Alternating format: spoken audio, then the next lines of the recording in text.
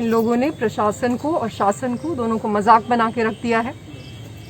अगर लोगों के नाम हैं, अगर उससे जुड़ी ऐसे इवेंट्स हैं जिसमें कि ये साफ पता चल रहा है कि कौन लोग हैं जो इसमें इन्वॉल्व हैं, तो उनसे कम से कम पूछताछ तो होनी चाहिए। ये तो बेसिक चीज़ें होती हैं।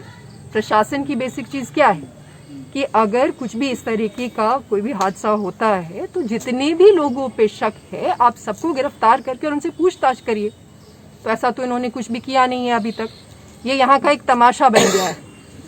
कुछ भी होता है उस पर 2-3 दिन कुछ चीज़ें होती हैं, बहुत सारे तो किस्से में कुछ भी नहीं होता और फिर बात को ये लोग रफा दफा कर देते हैं।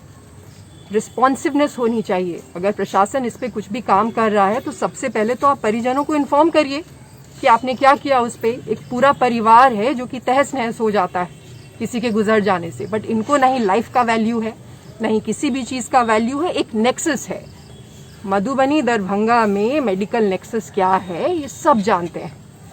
वही नेक्सस है, उसी नेक्सस को बचाने के लिए ये सारी लिपापोती है और जोर से इसके खिलाफ आवाज़ उठानी पड़ेगी। मधुबनी जिला जो कभी शांत रहा करता था मैडम, आजकल वो जो है अपराध चरम पर है पूरे जिले में। बावजूद सरकार के स्तर से भी कोई कार्रवाई तो नहीं हो रही है। सरकार ही की वजह से तो ये सारी दिक्कतें हैं। समस्तीपुर में जो हुआ, मधुबनी में पहले जो हुआ था, अभी जो हुआ है, सरकार ही इसके पीछे जिम्मेदार है। फर्जी नर्सिंग होम के एक सिंडिकेट चलाया जा रहा है जिसका सीधे तौर पर परिजनों का भी कहना है कि इसी के द्वारा अविनाश की हत्या कराई गई है, लेकिन अभी तक कोई ठोस वजह ना तो परिजन को बताया जा रहा है, ना गिरफ्तारी हो पा रही है। कहीं ना कहीं ये जंगल राज तो नहीं है बिहार में? ये सिर्फ जंगल राज, देखिए इस बात पे तो अब लोगों को शक नहीं रहना चाहिए कि जंगल राज ही है। कोई अंतर नहीं है।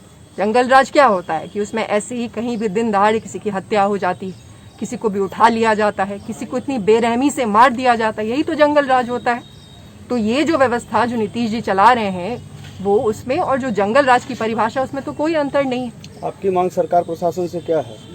इसमें सबसे बड़ी दिक्कत ये है जिसपे कि प्रश्न पूछने की ज़रूरत है और ठोस कदम उठाने की ज़रूरत है कि ये जो पूरा प्रशासन है ये एक जोक है, ये एक मजाक है। प्रजातंत्र में इस तरीके से चीज़ें नहीं होती हैं और ये दिमाग वाली बात है कि किसी को बचाने की कोशिश हो रही है। अब वो बड़ा नेक्सस है, वो नेक्सस की पहुंच कहाँ तक है, किन किन लोगों को उसका फ़ायदा है, क्योंकि अगर फ़ायदा नहीं होगा तो इस पे कार्रवाई होती। ये बातें साफ है। सरकार को रिस्पॉन्सिव होने की ज़रूरत है। एक अन्य मार्ग में बैठे रहने से राज्य नहीं चलता है। पटना ही बिहार नहीं है। पटना में पोस्टर की राजनीति करने से बिहार में शासन नहीं होगा।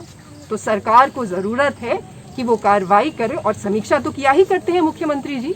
तो समीक्षा करें कि ये सारी चीज़ें जो हो जा रही हैं, अपने विधायकों से पूछें कि वो क्या कर रहे हैं, अपने प्रशासन से पूछें।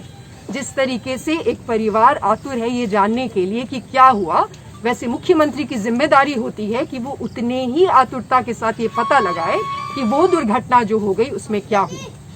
पूरी दुनिया में ऐसे ही होता है, बट यहाँ तो तानाशाही चल रही है। बेनीपट्टी और मधुबनी पुलिस के लिए आप क्या कहना चाहेंगे? मैंने तो जो उनका मुखिया है उसके लिए ही कह दिया है। तो ये उनका काम है, उनके अंदर प्रशासन आता है, प्रशासन जो भी करता है उसके लिए सारी जिम्मेदारी मुख्यमंत्री की ही होती है। तो उनका काम है कि उनको फ़ोन लगाए और उनसे पूछे कि वो क्या कर रहे हैं, अगर किसी को बचाने की कोशिश नहीं की जा रही है तो।